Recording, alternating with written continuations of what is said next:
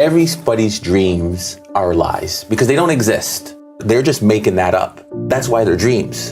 And so the difference though between people who are successful or not is how they choose to pursue those dreams. So let's just say I had a dream to become an Olympian. I always in my mind picture that dream on the top of a staircase. Yes. And I have these series of steps that go down. And every step represents a quantifiable SMART goal that I'm gonna put on. I'm gonna get out of bed every day and exercise for 30 minutes. I'm gonna get out of bed. That's step one. Exactly. Wow. What's step two? I'm gonna get out of bed every day, right? And I'm gonna find myself a coach. Step number three, I'm gonna find the best person in my field and I'm gonna be relentless and pursue them and train with them. If that means I gotta pick up their shoes, if that means I gotta clean their toilet, whatever that is. Wow. And that is you start putting those steps in there. Now, when you put those steps in, be like, oh guys, success came.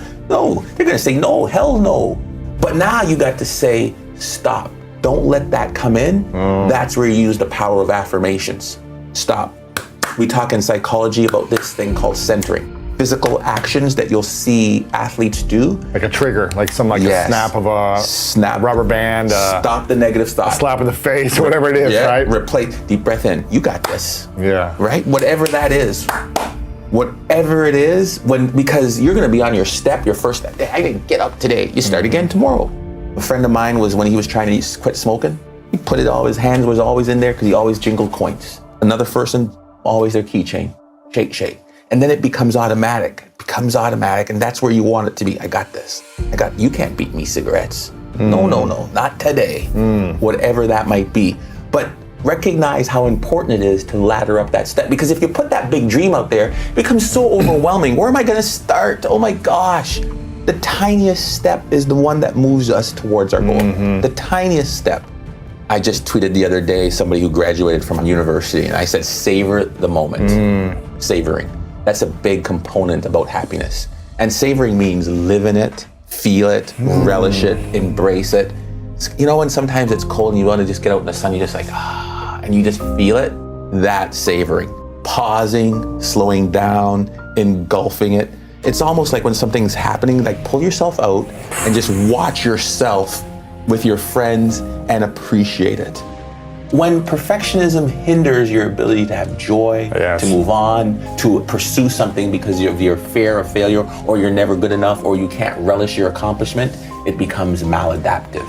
And then it inhibits you. And you'll see this in a lot of high-performing athletes who are driven to excellence, that perfectionism becomes so debilitating that they then can't perform. They can't get in the flow. Spiral down. Yeah.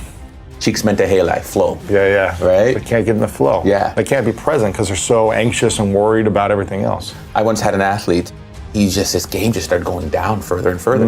Every time he had a mistake, I remember he's like, well, I think I should make 9 out of 10 passes, 10 out of 10 passes. And I remember taking him and putting Roy Keane, a famous footballer, on TV, and showed him how Roy Keane made 4 out of 10 passes, 5 out of 10 passes, the very best footballer in the world. And you 19-year-old kid wants to make 10 out of 10? Yeah, good luck. Changed his mindset. It allowed him to let go of being excellent. Because if you're perfect, then you could be, but then you're not stretching. You're in some place that's comfortable where you can be good and excellent. But if you're moving forward and you're driving to these new places where the skill is novel to you, you're a new boss, you're a new leader, of course you're gonna screw up. Yeah. Right? That is the example of you pursuing excellence. Yeah, you need to fail in order to grow. What your level of preparation in terms of readiness for the event versus my level will always be different. You might have done 1,000 repetitions and I did 10,000 and I'm still not ready. Right. So this is true no matter who you are, no matter where you're going into that new and novel situation. And one of the things you have to let go of is being perfect. When you set yourself up to go into that event and think that perfection is the only way to excel, to measure success, it will never happen. One of the things I've always said to myself is this is a process. What am I here to learn? And so that is one of the questions I always tell myself. But this is a big moment. This is the opportunity. It's coming to me. Yes. What if I fail? And you're going to embrace failure because that is not the outcome that measures your success. If you come into something and say, success is only if I don't make a blunder. When you make the failure, you're done. it's over. You might as well give up. Exactly. Reflect on it. It is the reflection after the event. I am in this. I know I'm not ready, but there's lots to learn from me going now. And when I do this, I will now be better prepared for the next time. Yeah. I'm a new vice president. I will say average at best. Oh, I've screwed this up. I got to do this better next time. That's always in my head is, man, these are great teachable moments. The next university that gets me for a vice president is going to be really lucky. One of the reasons why we are so concerned about what other people think and how they look at us and what they think about us is because, to be honest with you, we don't love ourselves. And I know this is like, what the heck? When we are not comfortable with who we are, when we're not appreciated by the people around us, we go elsewhere to find it. But we do that because somewhere along the line, somebody has put us down, somebody has shut us, somebody has told, and then we've owned that. To your point, then we've worn it like a cloak of shame, and we're embarrassed or we don't feel good about ourselves. You know, there's lots of things you could go back and you could study psychology and say, you know what, he wasn't loved as a child, his mom or his dad or his sister or his wife or whatever, right? But all of those things we don't have control over. And so it's when we start to just really look at ourselves and embrace who we are.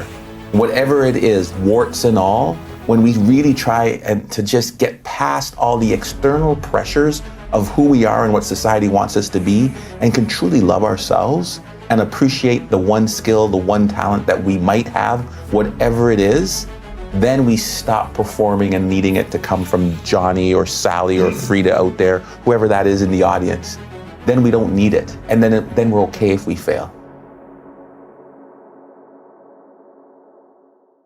There's processes and systems, and you have to get help when you're unwell and you're not able to navigate this process by yourself. And if you've been trying for a long time, engage others.